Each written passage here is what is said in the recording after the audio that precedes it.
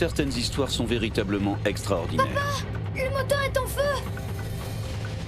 Lorsqu'un Boeing 747 perd ses 4 moteurs à 11 000 mètres au-dessus de l'océan Indien, Roger, déclarez une urgence. Mayday, Mayday, Mayday, Speedbird 9. l'avion de ligne se transforme alors en planeur. Voici l'histoire du vol British Airways 009.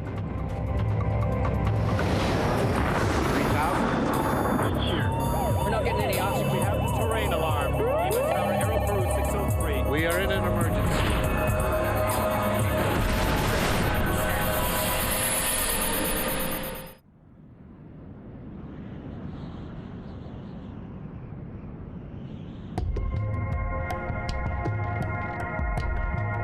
Nous sommes le 24 juin 1982, quelque part au-dessus de l'Indonésie.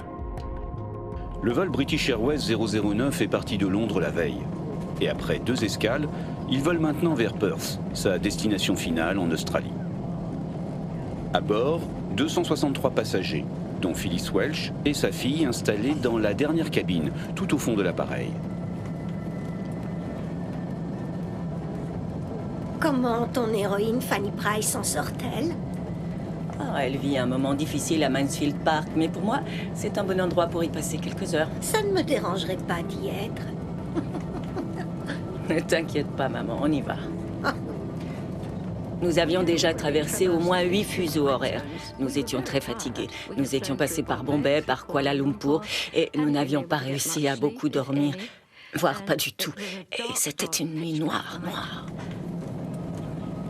Devant Betty et Phyllis se trouve Charles Capwell, un Australien qui retourne chez lui à Perth avec ses 2 garçons, Chas et Stephen. Allez, calmez-vous les garçons. C'est l'heure de faire la sieste. Retournez à vos places. Non! Pourquoi? Tu veux dormir ici? D'accord.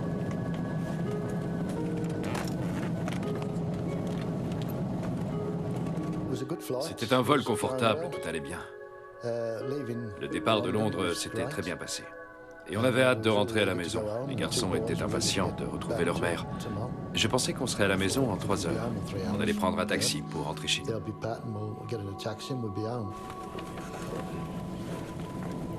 La plupart des passagers viennent de Londres et ils ont entamé leur long voyage il y a une vingtaine d'heures. Par contre, l'équipage, lui, débute sa journée de travail. Il embarquait à Kuala Lumpur, la dernière escale. Et le commandant n'est pas n'importe qui. Eric Moody vole depuis l'âge de 16 ans et surtout il fut un des premiers pilotes de British Airways certifiés sur Boeing 747. Roger, vérifiez auprès de Jakarta. Contrôle Jakarta, Speedbird 9 sur Alim au niveau 370. Speedbird 9, reçu. Le copilote s'appelle Roger Graves et vole depuis 6 ans. Quant au mécanicien navigant, son nom est Barry Tonley Freeman et il n'est pas non plus un débutant. Je n'avais jamais volé avec Eric et Barry avant. En fait, on s'est rencontrés sur ce vol-là. L'avion est en vol depuis 1h30 et vient de survoler Jakarta, la capitale indonésienne. Dans le poste, le radar météo est allumé et rassure l'équipage, pas le moindre nuage sur les 500 prochains kilomètres. Bon, Roger, tout va bien. Garde bien les commandes, j'en ai pour 1 minute, je reviens tout de suite. Je vais juste aux toilettes.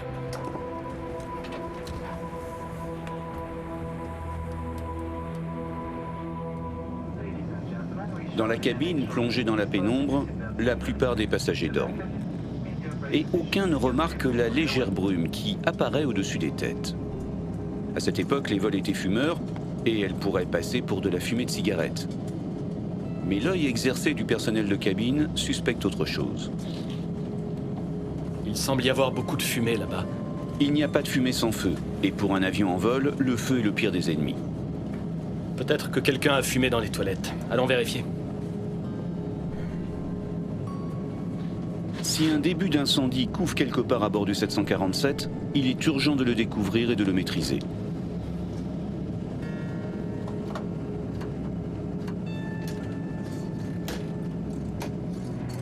Au même moment, dans le poste de pilotage, la situation prend une tournure inattendue. Barry et moi, on était tranquillement aux commandes, il faisait nuit noire, Et puis on a commencé à voir des étincelles de lumière sur le pare-brise. Un feu de synthèle? Non, non, je ne crois pas.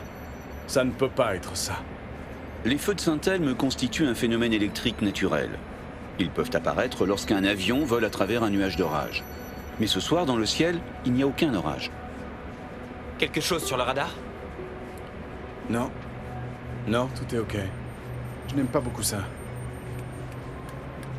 Voyons ça d'un peu plus près. En allumant leur phare d'atterrissage, les pilotes distinguent alors une sorte de halo brumeux qui semble entourer leur avion.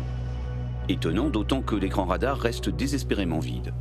À 37 000 pieds, on peut juste s'attendre à croiser de hauts cirrus qui forment une fine couche de nuages.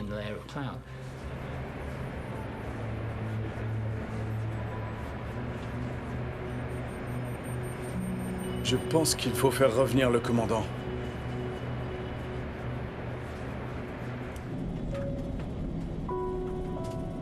Je lisais mon livre quand j'ai ressenti une légère turbulence, à peine.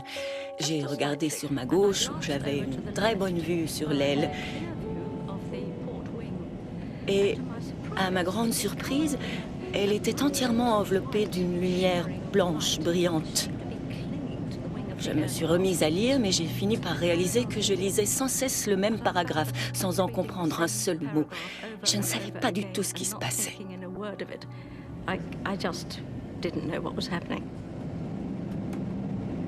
En cabine, la fumée s'épaissit peu à peu.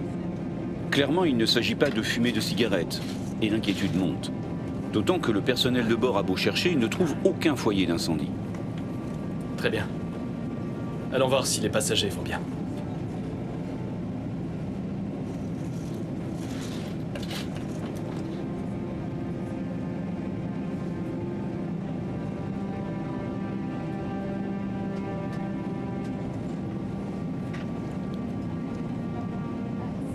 Tu ne sens pas quelque chose de bizarre, maman? Ça a l'air un peu enfumé ici. J'ai remarqué une fumée épaisse qui venait des bouches d'aération au-dessus des hublots. C'était une vision très inquiétante. Des cigarettes turques?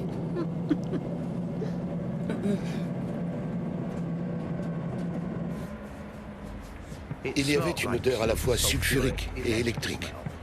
Je suis revenu dans le poste de pilotage en m'attendant à un problème électrique quelque part. Mais j'étais bien loin de la vérité. Quand est-ce que ça a commencé? Juste après que vous soyez sortis. Il y a quelque chose sur le radar? Non, rien. Pas un nuage. Oh mon Dieu, regardez le moteur 4. On dirait qu'il est éclairé. Commandant, jetez un œil sur le moteur 1. C'est la même chose de mon côté. Dans toute leur carrière, aucun des trois hommes n'a jamais rien vu d'aussi étrange. La scène relève presque de la science-fiction. L'illumination nocturne serait même grandiose si elle n'était pas le prémisse de défaillances beaucoup plus graves.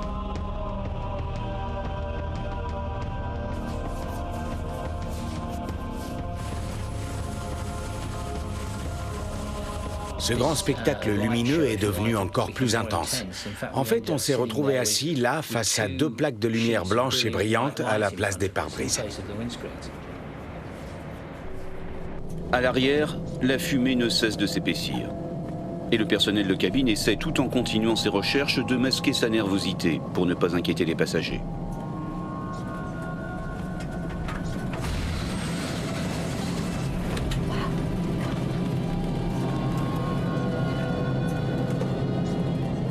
C'est quoi toute cette fumée? Il y avait de la fumée dans la cabine. Et il faisait vraiment très chaud. On était en nage, on était trempés de sueur. Et la fumée âcre vous rentrait dans la gorge, le nez, les yeux. On se frottait les yeux et on se mettait à pleurer. Oh, ce n'était pas agréable du tout, du tout. Le plus étonnant, Barry Tonley Freeman, le mécanicien navigant, a beau s'écarquiller les yeux sur ses cadrans. Pour l'instant, tous les paramètres sont normaux et il n'a aucune alarme d'incendie. Je ne trouve rien. La situation est surréaliste, presque surnaturelle. Mais le pire est à venir.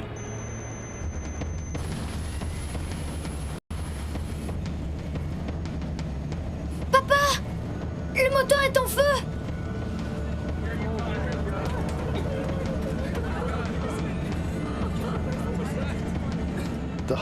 Toute l'aile était enrobée de lumière. Et je me suis dit, bon, on va fermer le hublot parce que là, on ne sait pas ce qui se passe. Chase, assieds-toi. Stephen, ferme ce hublot.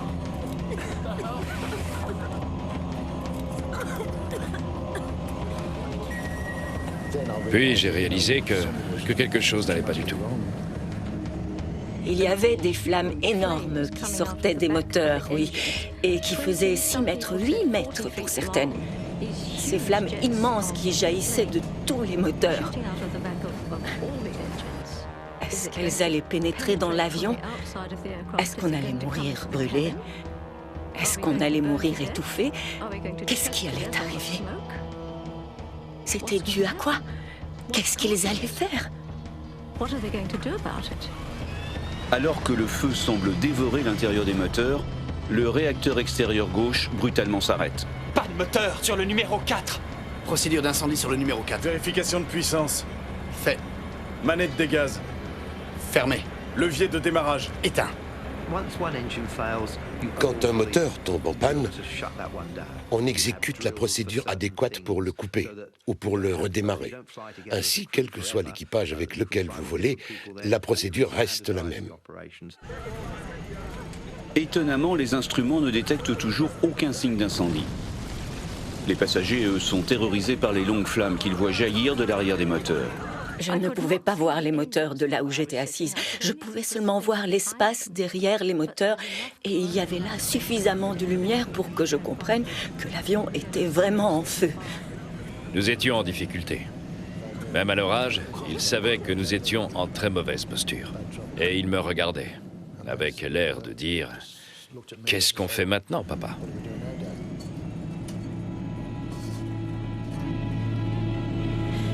Je veux être tout près de toi. Si quelque chose nous arrive, oh s'il te plaît.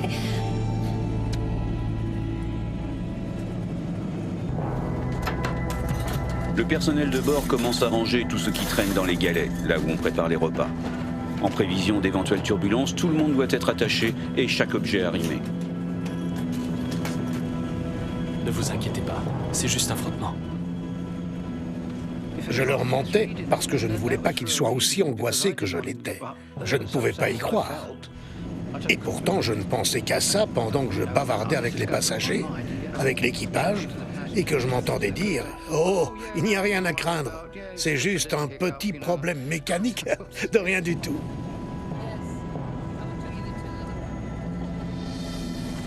La situation est périlleuse. L'avion est à 11 000 mètres au-dessus de l'océan et sur 3 moteurs, il continue de s'éloigner de Jakarta, l'aéroport le plus proche. Et quelques secondes plus tard... Moteur numéro 2 en panne. Très bien, commencez l'arrêt du moteur. Non, attendez! Ils sont tous en panne. Les 4 moteurs sont arrêtés.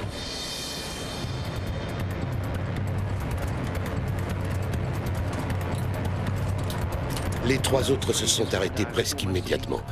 Et on s'est retrouvés en situation de détresse. Les moteurs faisaient un bruit sourd de grincement, presque comme une bétonnière. Et puis, peu à peu, le bruit a disparu et ils sont devenus silencieux. En 1 minute et demie, nous sommes passés de 4 moteurs qui fonctionnaient normalement à aucun. Que se passe-t-il? L'équipage est face à une véritable énigme. Seule certitude, ils ont du kérosène dans les réservoirs et ils ne sont donc pas en panne sèche. Roger, déclarez une urgence. Mayday, Mayday, Mayday, Speedbird 9, nous avons perdu les 4 moteurs. On quitte le 370. Mayday, Mayday, Mayday, Speedbird 9, nous avons perdu les 4 moteurs, niveau 370. Sans moteur, le gros 747 n'est plus qu'un lourd planeur. Et pour conserver sa vitesse, il doit alors se mettre en descente. Contrôle de Jakarta, Speedbird 9, nous avons perdu les 4 moteurs. On passe le copilote lance un message de détresse au contrôle aérien, qui a un peu de mal à comprendre la situation. Vous avez un problème? Contrôle de Jakarta de Speedbird 9, nous avons perdu les 4 moteurs. Je répète, les 4 moteurs. Maintenant, on vient de passer au niveau 350. Speedbird 9, vous avez perdu le moteur numéro 4? Cet idiot ne comprend pas. Contrôle de Jakarta de Speedbird 9, nous avons perdu les 4 moteurs. Je répète, les 4 moteurs. Maintenant, on descend vite, on a passé à 350. Malheureusement, le contrôleur de Jakarta semblait avoir légèrement du mal à comprendre ce que nous lui disions. Finalement, c'est un autre avion volant à proximité qui relaie le message de détresse au contrôleur de Jakarta. On continue à descendre, on passe au niveau 350. Speedbird 9, tous les moteurs sont en panne, en attente. Le cas est unique dans les annales de l'aviation. Jamais un Boeing 747 n'a perdu presque simultanément ses 4 moteurs en vol. Pour l'équipage, c'est incompréhensible. On a dû foirer quelque part. On était tellement angoissés à l'idée d'avoir fait une erreur. Vous voyez, d'avoir causé tout ça. Tous les trois, on ressentait exactement la même chose. On était envahis de culpabilité. Qu'est-ce que j'ai oublié? Qu'est-ce que j'ai mal fait? Parce que vous savez, ce genre de choses n'arrive jamais. Malgré sa taille et son poids de 400 tonnes, le 747 peut planer un certain temps. En gros, il va perdre 1000 mètres d'altitude pour 15 km parcourus. À cette vitesse, il lui reste un peu plus de 25 minutes avant de percuter l'océan.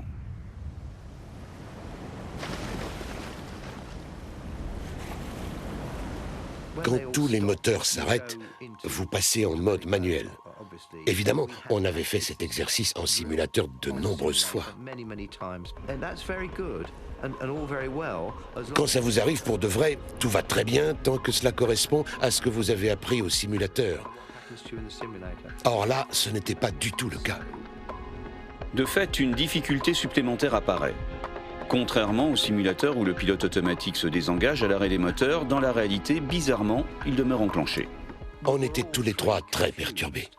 Parce que ce qui nous arrivait ne correspondait pas à ce qu'on nous avait appris. Très bien, on lance la procédure de redémarrage. Prêt. Batterie. Mais pour l'instant, l'équipage a d'autres urgences que le pilotage automatique. Ouvert. Toujours rien? Toujours rien? Non. Encore une fois. Ok, on reprend tout du début. Batterie. Activé. Robinet d'intercommunication. Ouvert. Bouton d'incendie. Enclenché. Volet, ouvert. La procédure de redémarrage peut prendre jusqu'à 3 minutes. Pression carburant. Normal.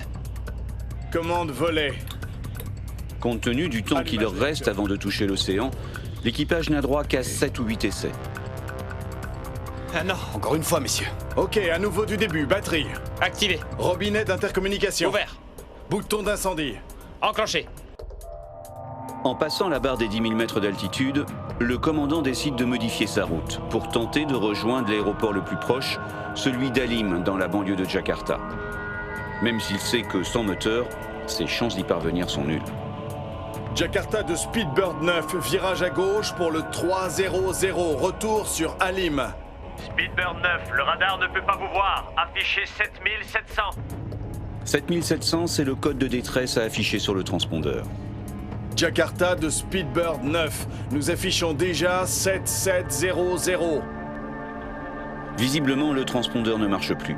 Conséquence, l'avion n'apparaît plus sur l'écran radar et les contrôleurs ne peuvent pas l'aider à trouver sa route. En cabine, depuis l'arrêt des moteurs, l'ambiance est d'un calme inquiétant. Chacun essaie de gérer au mieux l'angoisse et de comprendre ce qui arrive.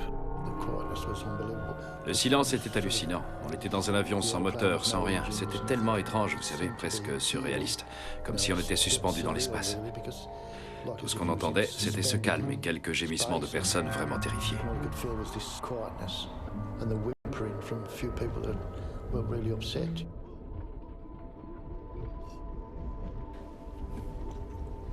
Certaines personnes se tenaient très droites, comme si elles n'avaient rien remarqué. Au début, on éprouve de la peur à l'état pur. Et puis, au bout d'un moment, on accepte. Vous savez que vous allez mourir.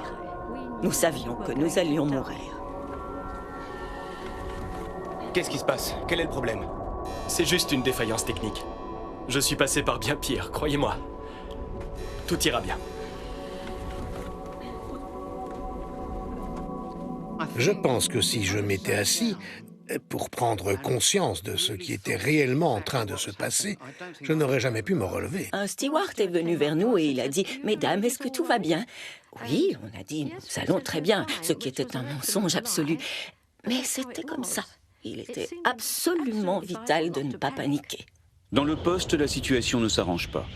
Malgré leurs efforts, les pilotes n'arrivent pas à redémarrer les moteurs. Et alors que le commandant essaie de maintenir une vitesse entre 250 et 270 nœuds, les indicateurs de vitesse semblent eux aussi défaillir. Commandant, j'ai 320 nœuds de mon côté. Eh bien, j'ai 270. Putain, c'est une différence de 50 nœuds. Je vais varier la vitesse. C'est une difficulté supplémentaire. Les indications de vitesse ne sont plus fiables. Or, pour éviter le décrochage et aussi favoriser le redémarrage des moteurs, l'avion doit afficher une certaine vitesse. Donc, à partir de ce moment-là, Eric a fait varier la vitesse d'une centaine de nœuds. Nous, on avait besoin d'une vitesse précise pour redémarrer les moteurs. On espérait à chaque essai, en injectant le carburant dans les réacteurs, avoir la chance de tomber sur la bonne vitesse.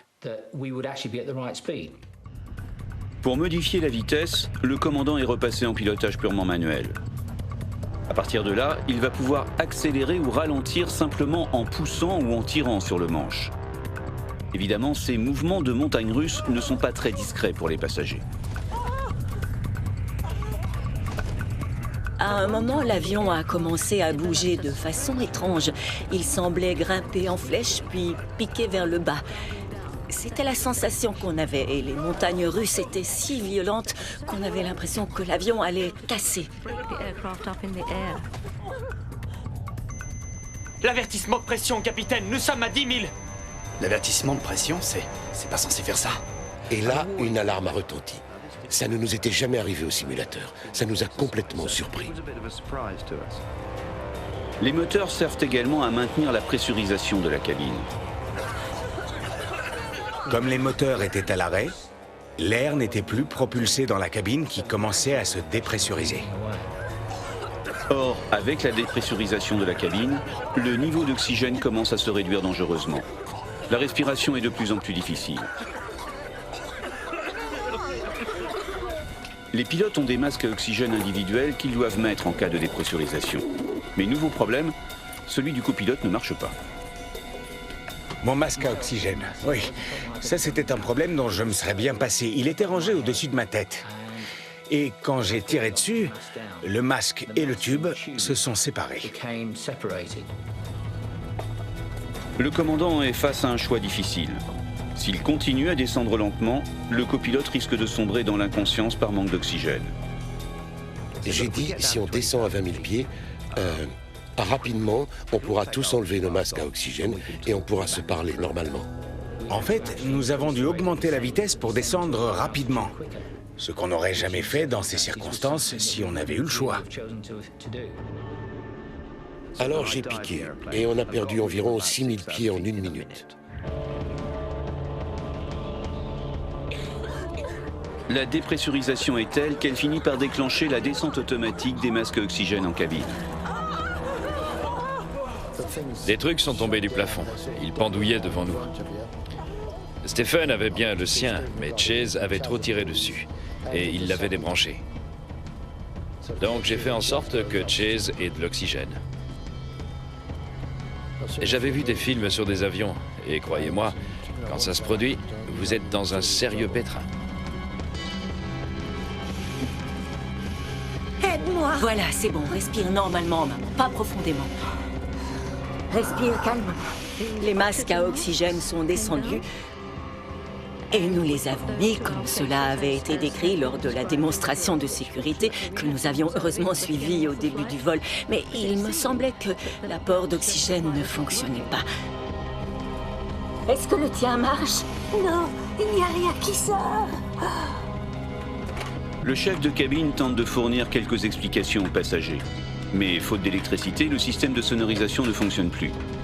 Il doit alors faire avec les moyens du bord.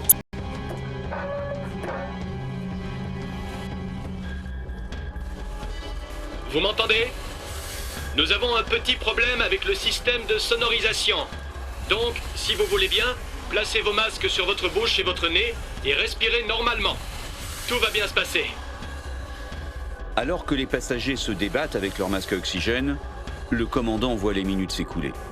Si aucun moteur n'accepte de redémarrer, il sait que sa dernière alternative sera de tenter un difficile amérissage en plein océan.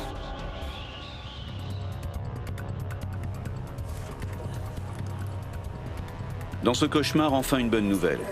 Le copilote a réussi à réparer son masque à oxygène, alors que le mécanicien navigant essaie toujours de redémarrer au moins un des moteurs. On essaye de redémarrer, t'es prêt? Allez-y. Batterie. Activé. Robinet d'intercommunication. Ouvert. Rien?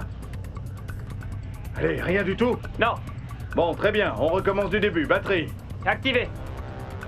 Le mécanicien navigant et le copilote ont en fait raccourci au maximum la procédure de démarrage, espérant ainsi grappiller un ou deux essais supplémentaires. Mais pour l'instant, rien ne fonctionne. Les vieilles porriques. On était entré dans un processus de perpétuel recommencement. Malgré tous nos efforts, on n'avait aucun succès avec la procédure de redémarrage. Mais c'était la seule chose qu'on pouvait faire, et on continuait. Du début, batterie. Activé. Je n'ai aucune idée, je pense que les autres non plus. Combien de fois on a essayé de redémarrer les moteurs? Si je dis 20 fois, ça paraît trop peu. Je dirais environ 50 fois. L'avion poursuit sa descente. Les montagnes, devant. Et le commandant se trouve confronté à une nouvelle difficulté. Entre l'avion et l'aéroport se dresse une chaîne de montagnes qui culmine à 3500 mètres. Et il sait que sans moteur, il ne pourra pas la franchir.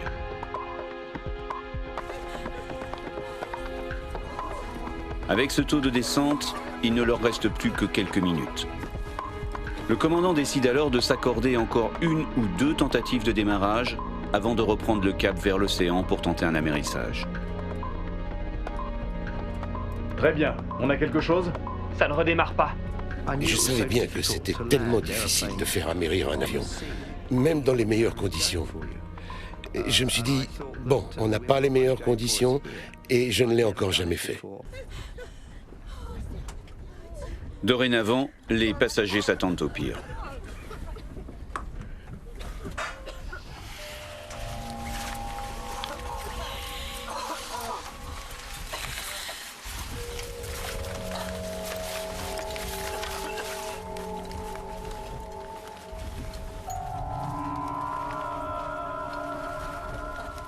Maman, en difficulté.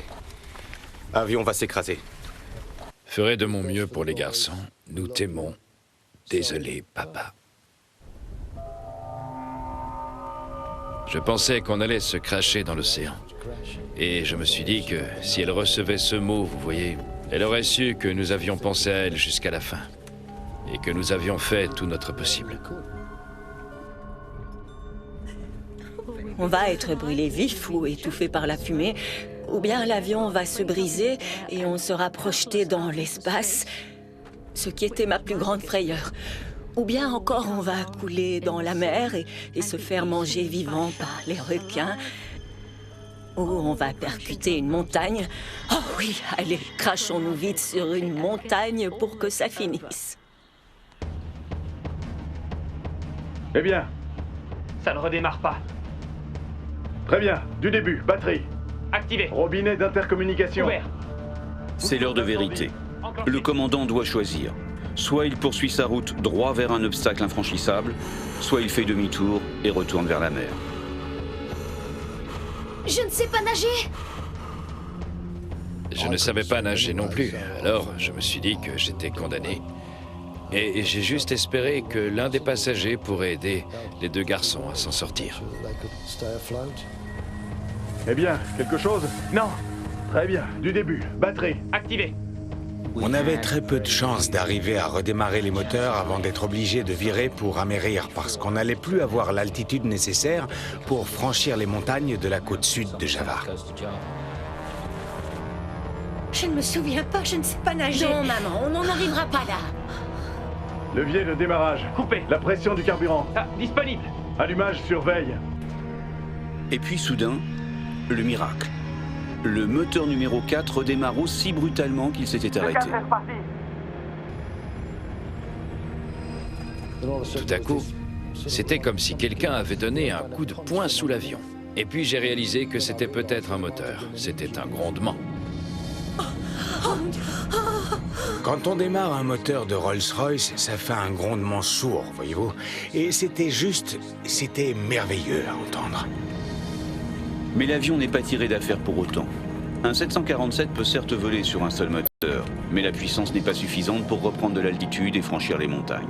Le verre était à moitié plein maintenant, plus à moitié vide. On avait enfin une vraie chance. Et je vous le dis, tous les trois, on était capables de faire tout le tour de l'île de Java pour poser cet avion. L'appareil est alors à 4000 mètres d'altitude en légère descente, quand un deuxième moteur décide de revenir à la vie. Le moteur 3 fonctionne! Et il est rapidement imité par les deux derniers moteurs. J'y crois pas! Les moteurs 1 et 2 sont à nouveau en marche!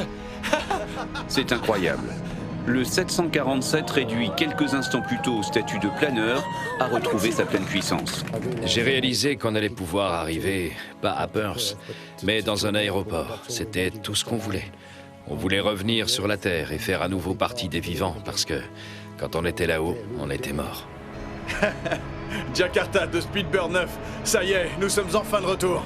Les 4 marches. Cette fois, les contrôleurs comprennent le message du premier coup. Speedbird 9, les 4 moteurs fonctionnent à nouveau. Confirmé, direction Alim. Affirmatif, affirmatif. On s'est dit, bon, posons ce truc au sol aussi vite que possible. Mesdames et messieurs, c'est votre commandant de bord qui vous parle. Nous avons surmonté notre problème et réussi à redémarrer les moteurs. Nous nous déroutons vers Jakarta, nous atterrirons dans une quinzaine de minutes.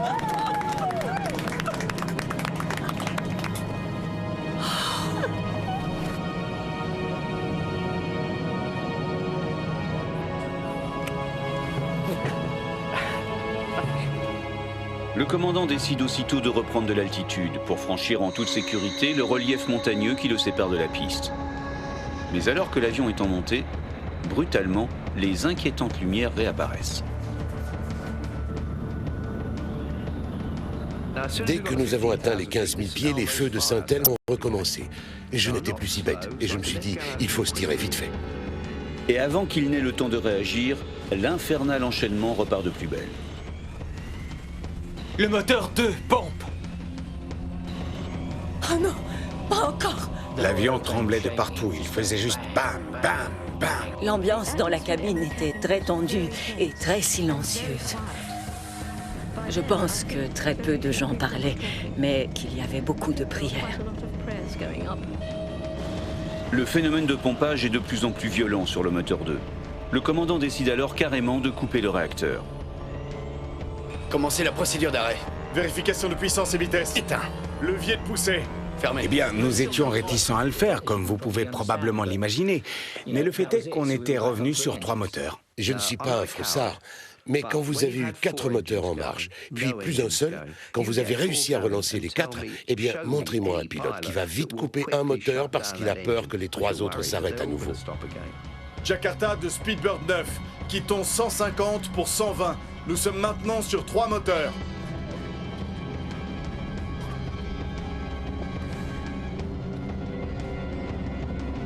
Alors que l'avion se rapproche de l'aéroport de Jakarta, les pilotes ont beaucoup de difficultés à voir à travers leur pare-brise, qui paraît comme embrumé. Et j'ai dit à Eric, c'est un peu brumeux dehors, non? Alors, on a allumé les ventilos, un peu comme les antibuées sur une voiture, pour essayer d'enlever tout ça. Ça n'a pas marché. J'ai essayé l'essuie-glace, et ça n'a pas marché non plus. En fait, le pare-brise ressemble à une plaque de verre dépoli. Pour une raison inconnue, j'ai regardé le bord de mon pare-brise et en bas, à gauche, il y avait une bande de 5 cm par laquelle je voyais beaucoup mieux. Mais je continuais à ne rien voir par devant. Ça devenait de plus en plus opaque à mesure qu'on se rapprochait des lumières. Enfin, histoire de tout simplifier, l'ILS de la piste, le système d'aide électronique à l'atterrissage, est en panne. Contrôle Jakarta, autorisé pour la procédure d'approche. Virée verticale balise. Notez que le plan de descente de l'ILS est en panne. La balise qui vous indique l'axe de la piste fonctionnait, mais le plan de descente qui vous donne la pente idéale pour la descente ne fonctionnait pas. Poser un avion de nuit, presque sans visibilité et sans ILS, est un challenge pour l'équipage. On a continué la descente avec Eric qui essayait de conserver l'axe de piste et moi qui lui indiquais la distance et l'altitude.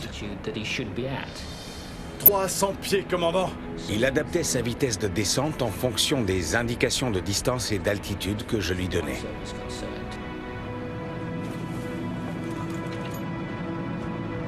« 200. 150 pieds, commandant.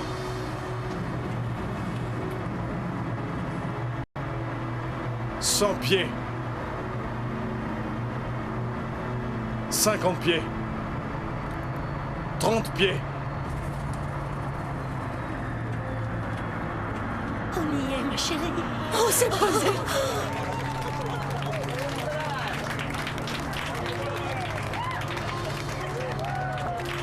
Papa, nous sommes sur la piste. Inversion. «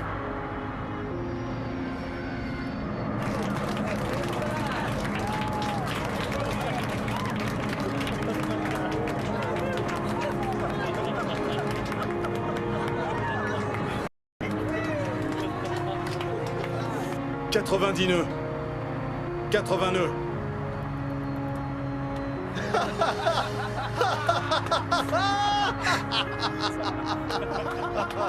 On est à terre. Ça y est. Je boirais volontiers un soda bien frais. L'avion a atterri tout seul. On aurait dit qu'il embrassait le sol. C'était magnifique. C'est incroyable. C'est la fin du cauchemar pour tout le monde. Et les passagers en cabine éclatent de joie. Reste maintenant à comprendre ce qui s'est passé. Pourquoi une fumée a-t-elle envahi la cabine alors qu'il n'y avait aucun incendie à bord? Quel phénomène peut expliquer le halo blanchâtre qui entourait l'avion? Et surtout, pourquoi les 4 moteurs se sont-ils arrêtés presque simultanément? Dans le poste, les 3 pilotes sont soulagés d'être de nouveau au sol. Mais ils demeurent inquiets. Ont-ils commis une erreur? La première chose qu'on a faite après avoir parqué l'avion et tout éteint, ça a été de regarder dans la paperasse pour voir s'il y avait quelque chose, quelque part, qui aurait pu nous donner un semblant d'indication sur le phénomène qu'on avait vécu.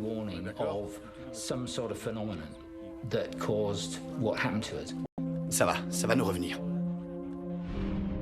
Les dégâts sur le 747 sont importants. Le pare-brise a été complètement rayé et le fuselage a été comme poncé. À certains endroits, le métal est carrément à nu.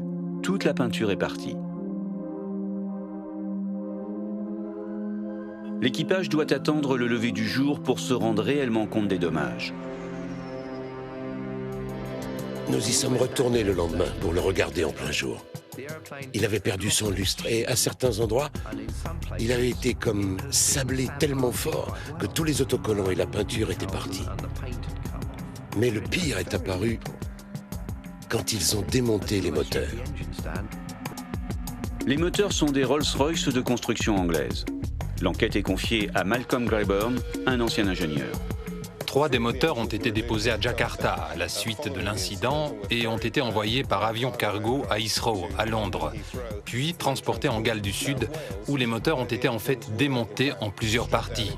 Et c'est à ce moment-là que j'ai commencé. Malcolm Grayburn est abasourdi. La plus grande partie des moteurs est complètement rayée et profondément marquée. Nous avons fait faire une expertise scientifique des moteurs et nous avons tout enregistré sous forme d'analyse photographique et d'analyse de laboratoire. Il découvre rapidement que les moteurs ont été étouffés par une fine poussière composée de sable et de morceaux de roche. Envoyée en laboratoire, cette poussière est identifiée comme étant des cendres volcaniques. Et de fait, au moment du vol 009, le mont Galunggung, situé à 160 km au sud-est de Jakarta, est entré en éruption, propulsant dans les airs des milliards de particules volcaniques.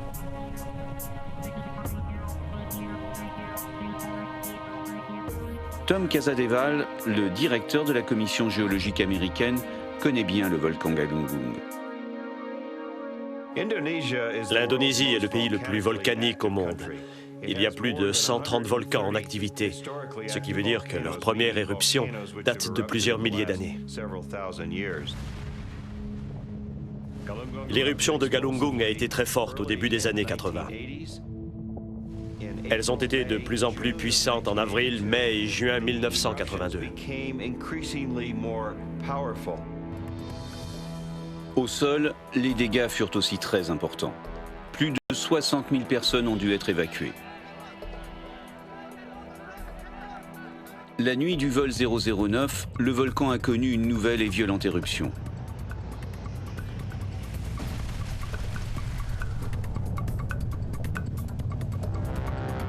Il a projeté dans l'atmosphère à plus de 15 000 mètres d'altitude un énorme nuage de cendres. Ensuite, le vent a poussé le nuage vers le sud-ouest, tout juste sur la trajectoire du 747 de British Airways. Mais jusqu'à présent, jamais un avion de ligne n'avait subi de tels dommages. Comment un simple nuage de cendres pouvait-il causer autant de dégâts? Roger, déclarez une urgence. Mayday, Mayday, Mayday, Speedbird 9, nous avons perdu les 4 moteurs. Contrairement aux cendres que vous pourriez voir dans une cheminée ou après un incendie dans une forêt, ce n'est pas du tout un matériau souple. Ce sont des particules très fines de roches et de minéraux solides. Ce matériau est très abrasif. Sa forme est très angulaire. Si vous l'observiez au microscope, vous verriez des angles très vifs, et c'est ça qui a causé l'abrasion. Donc les poussières volcaniques ont abrasé le pare-brise, les bords d'attaque de l'avion et étouffé les moteurs.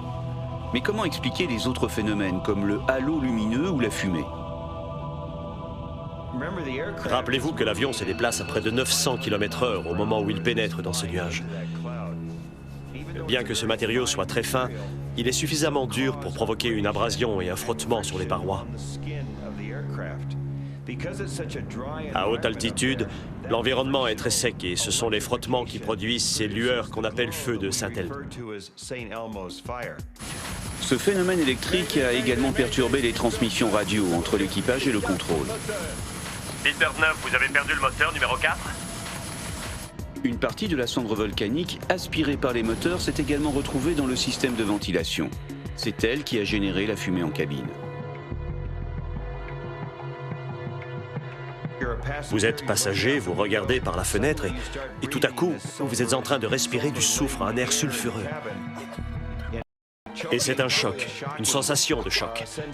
C'est une situation digne d'un musée des horreurs.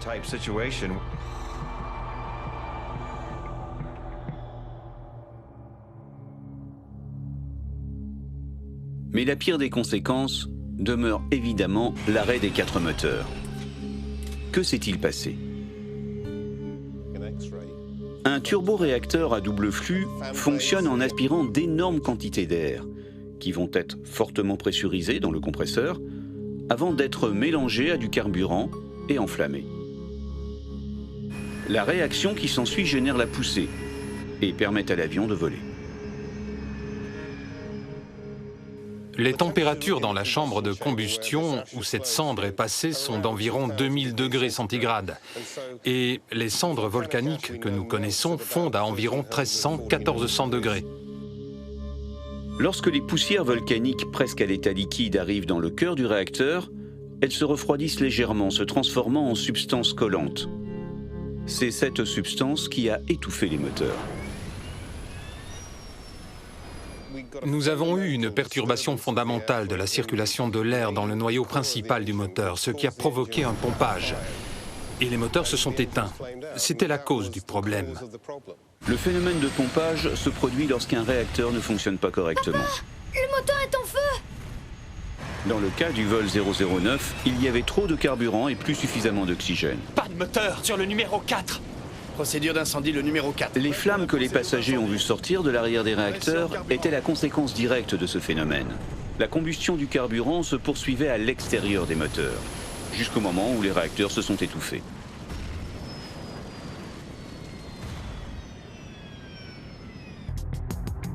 Malcolm Greyburn découvre également pourquoi les moteurs finalement ont accepté de redémarrer.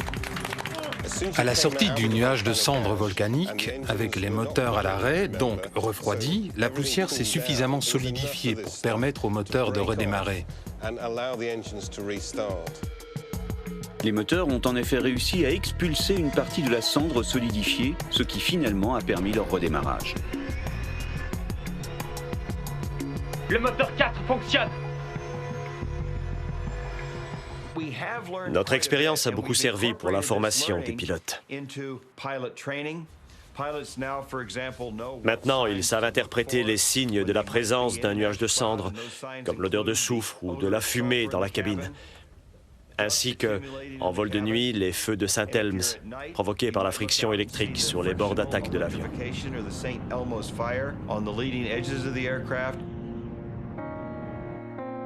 Une autre leçon importante est tirée de la mésaventure du vol 009. Les nuages de cendres volcaniques, totalement sèches, ne sont pas détectés par les radars dont les ondes se réfléchissent sur les particules d'eau. Toutes ces nouvelles connaissances ont permis de sensibiliser les compagnies aériennes aux risques volcaniques. Aujourd'hui, les volcans du monde entier sont surveillés de près. Et la moindre éruption entraîne une alerte qui peut se traduire par une interdiction des vols dans la zone concernée. Ce fut le cas en avril 2010, avec l'éruption d'un volcan islandais qui, en quelques jours, a expulsé dans l'atmosphère des milliards de mètres cubes de poussière volcanique. Appliquant le principe de précaution, les autorités ont décidé de suspendre une bonne partie du trafic aérien européen. Des dizaines de milliers de passagers furent pris au piège, bloqués dans les aéroports aux 4 coins de la planète. Mais finalement, tous sont rentrés chez eux, en totale sécurité. Quelques mois après leur nuit volcanique, l'équipage du vol 009 fut récompensé pour l'excellente maîtrise dont il a fait preuve. Je pense que le professionnalisme dont a fait preuve cet équipage est absolument fantastique. La façon dont ils ont réussi un atterrissage parfait après avoir été plongés dans des circonstances extrêmes, c'est extraordinaire. Et la façon dont ils ont récupéré cet avion, c'est absolument génial.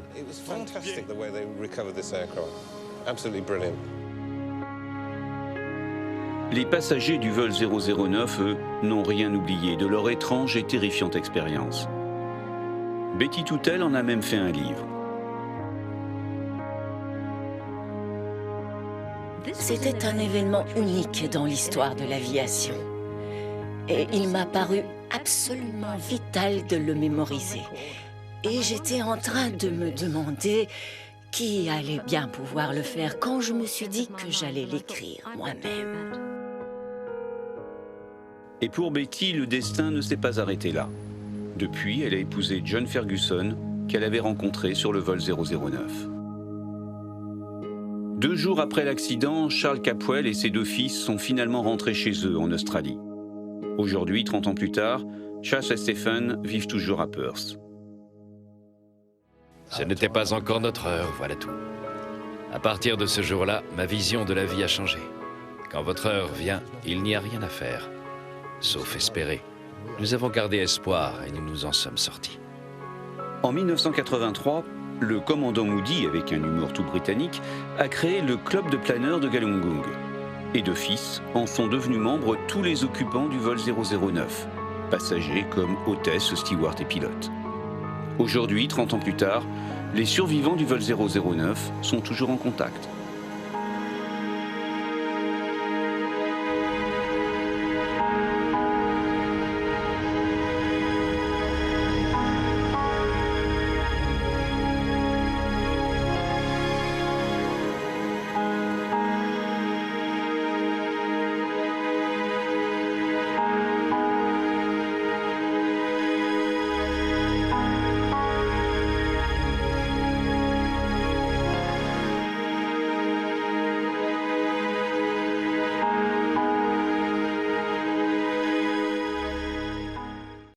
La semaine prochaine... Surveille la vitesse, on va avoir de sérieuses turbulences. Sale temps pour le vol Korean Airlines 801. Remise de gaz. Volez, volez. La semaine prochaine, retrouvez Danger dans le ciel, le vol Korean Airlines 801, même jour, même heure, même chaîne.